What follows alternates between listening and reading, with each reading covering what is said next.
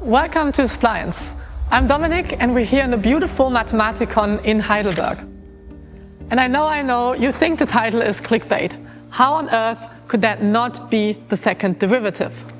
And while, yes, we generally accept this notation to indicate the second derivative of y with respect to x, if you take this expression literally as a fraction of differentials, then it's not always the case, or only if we're lucky.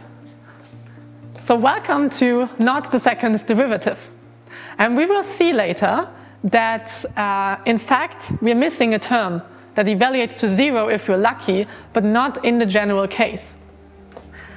And in this video we get to know where the Leibniz notation fails and how Bartlett and Koshudoyan have fixed it in 2018 in their paper Extending the Algebraic Manipulability of Differentials. To get started, let's consider a simple example. Y is equal to x cubed and x is t squared.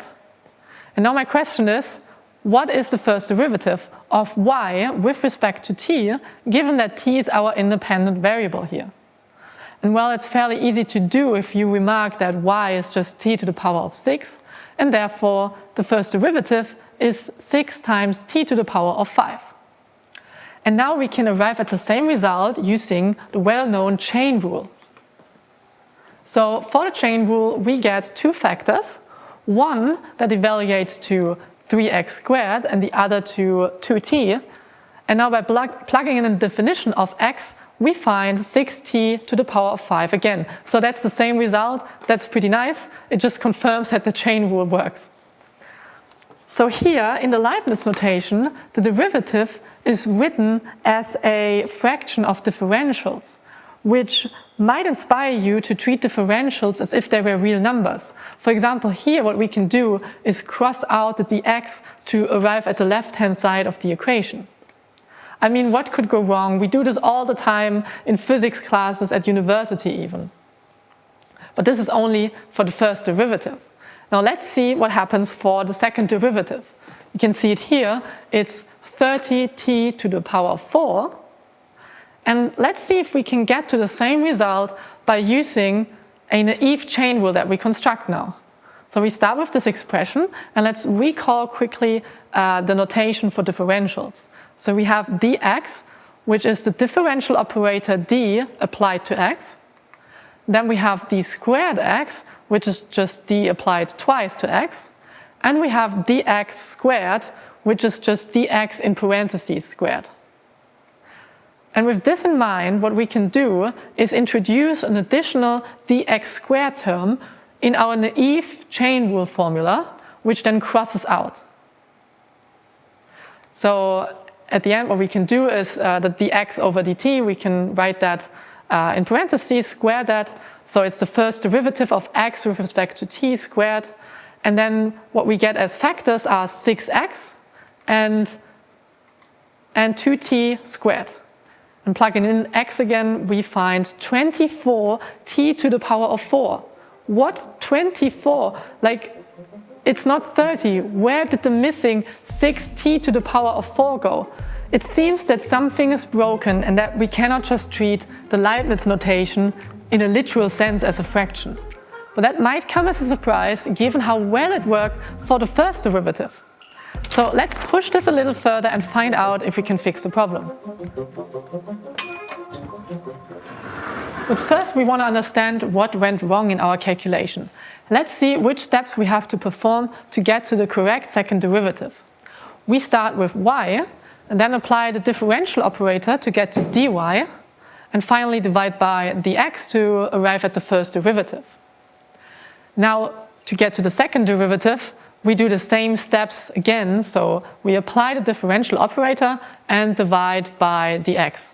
This is the second derivative. Now, let's compare to what we usually refer to when we say second derivative. There, we also start with a y, but then we directly apply the differential operator twice to get to d squared y. And finally, we divide by dx squared to get to this expression we usually refer to as second derivative. But notice how the argument order is different. So here in between we always divided by dx, whereas here we just did this at the very last step. We divided by dx squared. So in general, these two expressions are not the same, and we want to dig deeper and find out why this is the case.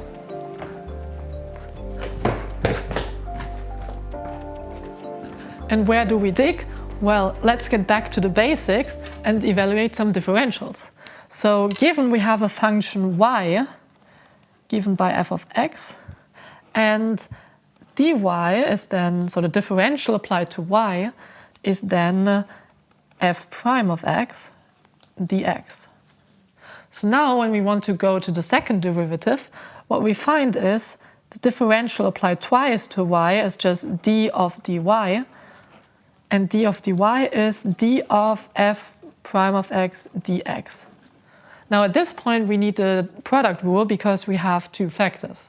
So first f prime of x times d of dx plus d of f prime of x dx. Now in the first term here we have f prime of x and then d squared of x.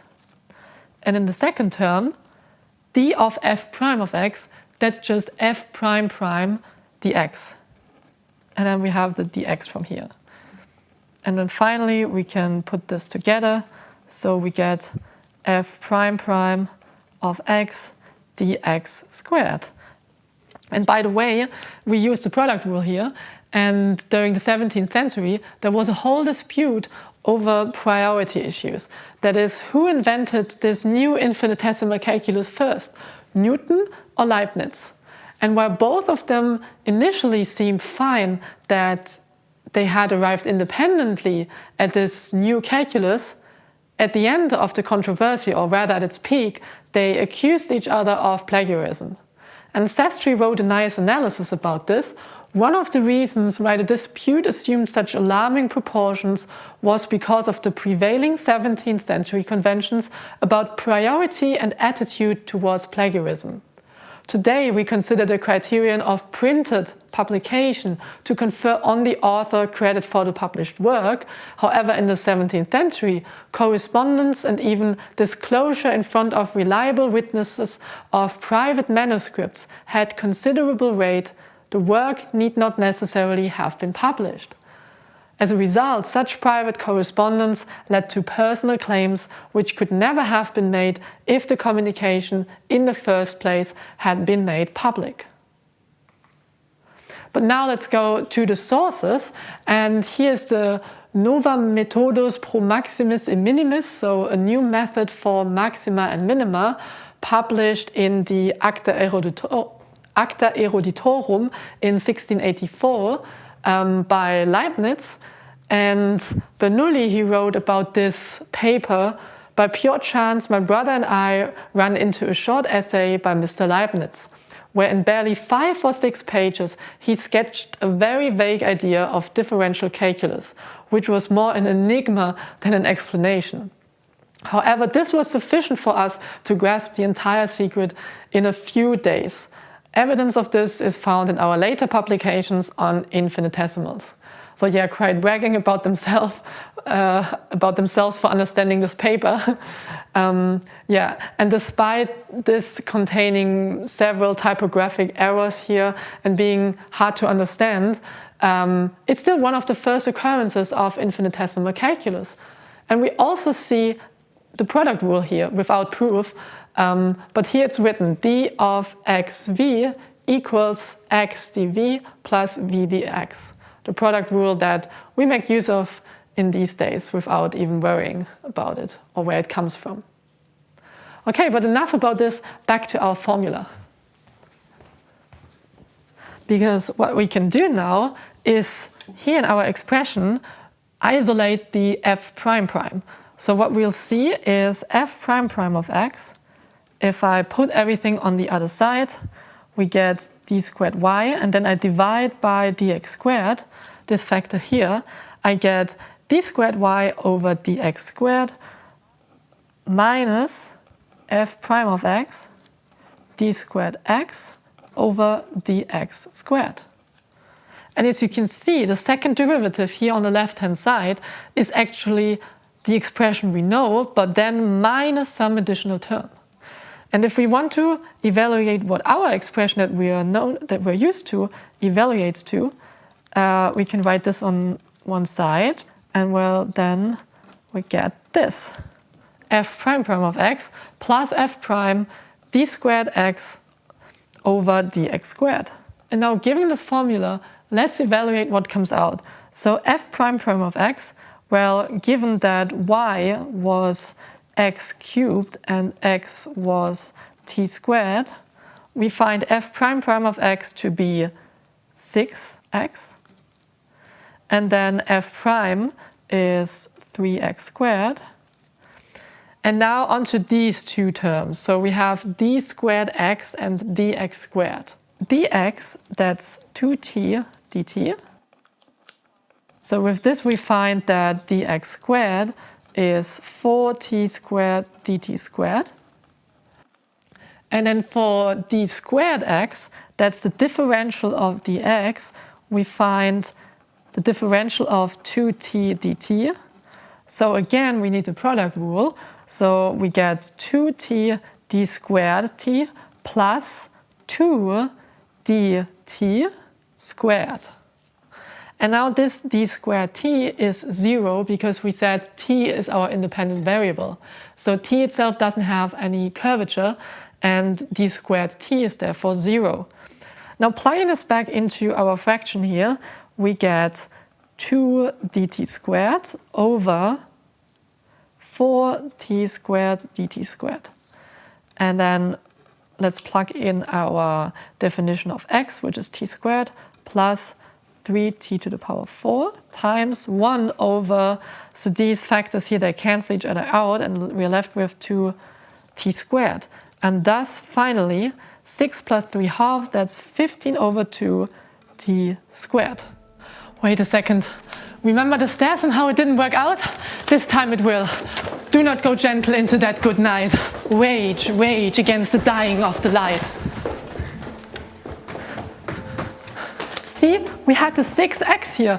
Now we can replace it with the correct value we found, which is 15 over 2t squared. And finally, with that, we find the correct answer, which is 30t to the power of 4 and not 24. Yes, we made it. We fixed the problem. Last but not least, I get if you're still quite skeptical about this new formula that we've seen. But let me show you one application that is really cool in my opinion. It's the second derivative inversion formula. And what I've done here is just write the equation we found, but multiply it on both sides by dx cubed divided by dy cubed. And we will see in a second why. Just note that this here, we said that this is just f prime prime. Here is the Avogadro notation where we denote by this expression the second derivative of y with respect to x. Okay, so then what we'll see is that we can cancel out quite a lot of terms. Let's do that. And then let's multiply this by minus 1.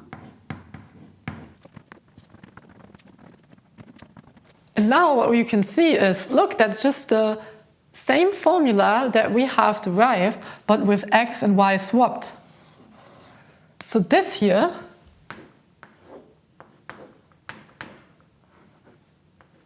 in this new notation is just d squared and then x and y swapped here. So the second derivative of x with respect to y. That's quite nice.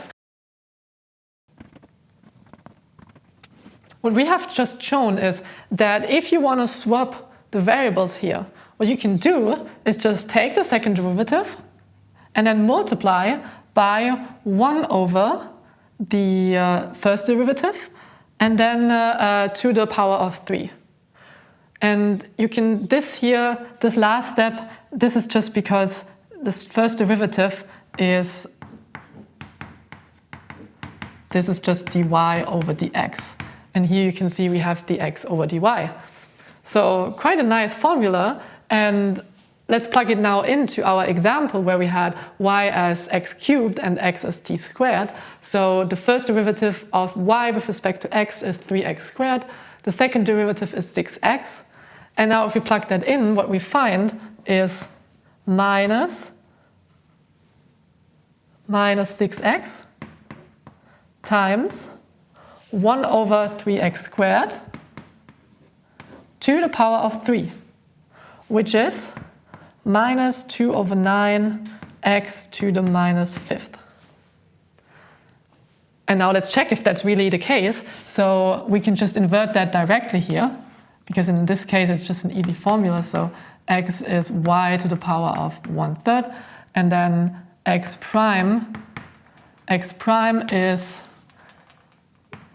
1/3 y to the power of minus 2/3, and then x prime prime is minus 2 over 9 y to the minus 5 over 3 here. And well, now plug in again that our y is just x cubed, and you'll get x to the minus fifth. And you can see this is exactly the same result. We found it with our inversion formula that we have really just derived, pun intended, with a few steps and with basic linear algebra. So we are manipulating these differentials as if they were real numbers. And this is where all the power comes from.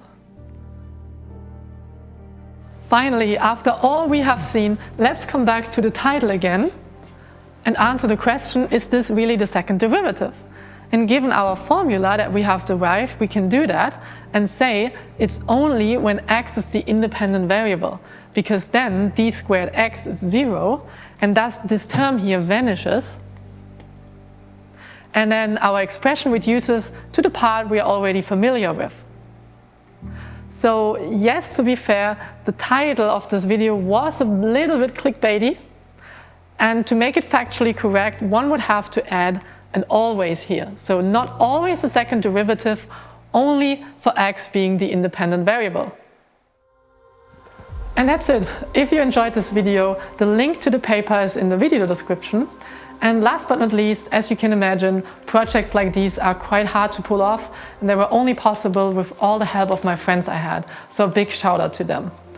And additionally, projects like these are also very costly, so if you want to support me also financially, then you can find links for that on my YouTube channel as well.